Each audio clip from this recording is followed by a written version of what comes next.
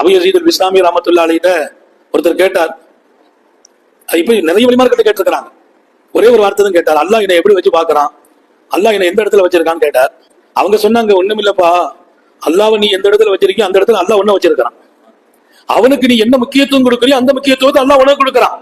எந்த விஷயம்னாலும் நீ அவன்கிட்ட போகணும்னு நினைக்கிறியா, அல்லாஹ் இவனை எப்படி வச்சிருப்பான், இவன் எந்த விஷயம்னாலும் நம்மள்ட்ட வருவான், இவன் வந்தா இவனை கைவிடக்கூடாதுன்னு அல்லாஹ் வச்சிருக்கான். இவனை கைவிடக்கூடாது, இவங்க தான் வருவான், இவனுக்கு வழி இல்ல, இவன் அவட்ட போக மாட்டான், இவட்ட போக மாட்டான். அல்லாஹ் இப்படி நேரடியா தர போறான், அது அல்லாஹ்வால முடியும், அதை செய்யறது இல்ல. அல்லாஹ்ட்ட போங்க, யாரோ ஒருத்தர் அல்லாஹ் அனுப்புவான், அவர் வந்து உங்க பிரச்சனையை தீர்த்து வச்சுட்டு போயிடுவார்.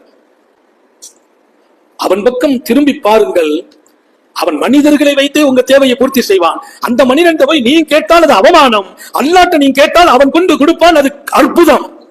அது அற்புதம், அவமானம் அல்ல.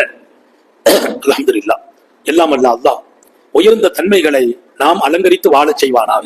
விட்டுக் கொடுங்கள், மன்னித்து வாழுங்கள். மனைவியோடு, குடும்பத்தோடு 5 பேர் 4 பேர் 3 பேர் இருக்கிற குடும்பத்தில் கண்ணியம் இருக்கட்டும், மாண்பு இருக்கட்டும், மகத்துவம் இருக்கட்டும். இன்னொரு பக்கம் அல்லாஹ்வையே மகிழ்ச்சி படுத்துகின்ற உயர்ந்த சிஃபத்துக்கள் உங்களிடத்தில் இருக்கட்டும். அந்த தன்மைகளை அல்லாஹ் உங்களை கொண்டு எவ்வளவோ பெரிய காரியத்தை செய்வான் மாத்திரமல்ல, உங்களுடனேயே அவனும் இருப்பான் என்ற சுப செய்தியோடு ரப்புல் ஆலமீன் இந்த மஜ்லிஸை புரிந்து கொள்வானாக.